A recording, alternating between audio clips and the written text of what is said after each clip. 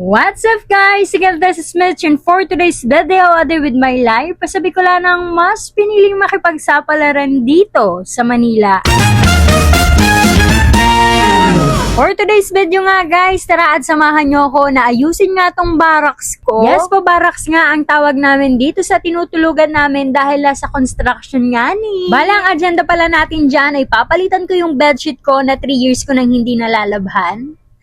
Hindi, mga 2 years lang. Dahil nga bumili ako dyan ng set ng bedsheet na may kasama ng 3 punda. At sakto nga dahil meron ako dyan 3 unan kahit iisa lang yung ulo niya. At alam nyo ba guys, ma-share ko lang, nung pumunta ako dito sa Manila nila, as in wala talaga akong kadala-dala na gamit like unan, higaan, punda, like mga ganyan na higaan na dapat ay dinadala pero wala ako. Na napagkamalan pa nga ako na pinalayas lang sa aming bahay. Pero ngayon tingnan nyo naman, 3 pa yung unan niya. Pero dapat ay isa lang yan dahil pinadalhan at binigyan ako ng kapatid ko ng unan nung pumunta ako dito sa pinagtatrabahuhan ko. Tapos iyan naman na bedsheet ay pinadala naman at binigay sa akin ng auntie ko. O diba, bigay-bigay lang yung mga gamit ng babaeng yan. Tapos iyan namang pangalawang unan ay binili ko na yan dyan. 2 talaga yan pero manipis kaya naman pinag-isa ko na lang sila kasi pag may bumibisita dito sa akin ay wala akong mapahiram talagang unan. At yung mga naunang buwan dito ko sa trabaho ay hindi pa ako dyan naka-foam kundi nakabanig na binigay pa ulit ng auntie ko sa akin. Ilang month ko din tiniis yung matigas talagang higaan kaya naman yung nakaluwag-luwag at meron na tayong pangbili ay bumili talaga ako ng kahit manipis lang na foam. Pero tagsi 600 lang naman yan dito sa Manila nila. Goods na din dahil 2 years ko na siyang ginagamit at nakakatulong sa likod kong tarentahin. At yan naman ika-3 unan ay nung na-hospital yung kapatid ko, eto ay dinala namin dahil free lang ito. Hindi ko to dinala talaga ng basta-basta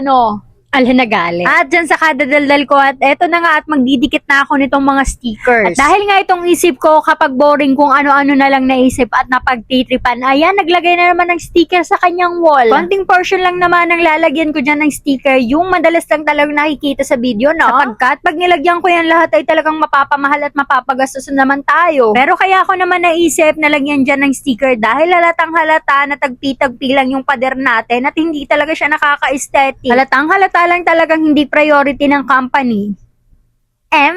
Opo, dahil libre lang nga ni tayo dito sa tinitirhan natin, wala tayong karapatan na mag-demand. Pero paminsan-minsan din dapat.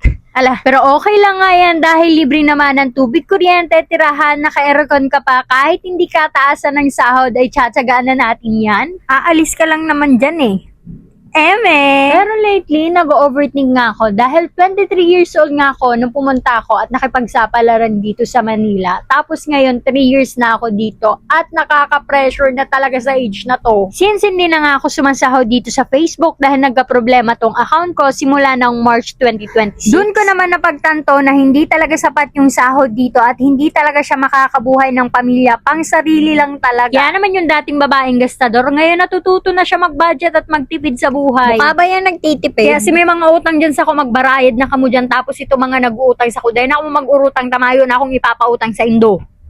Ang guton. Ay talaga, kaya naman pagdaya ako nakaranas ng increase sa taon na ini, talaga lalayas na ako sa kampaning to.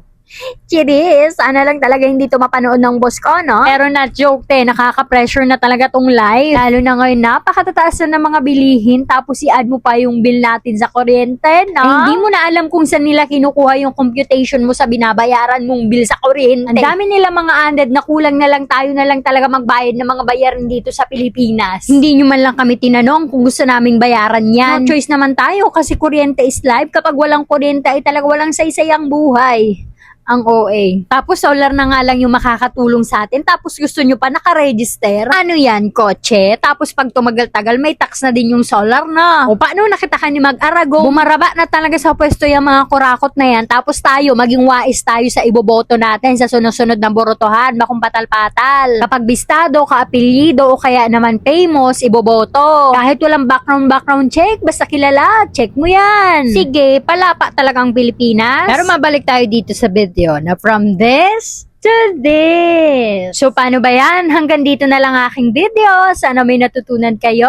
See you on my next vlog. Maraming salamat. Paaram!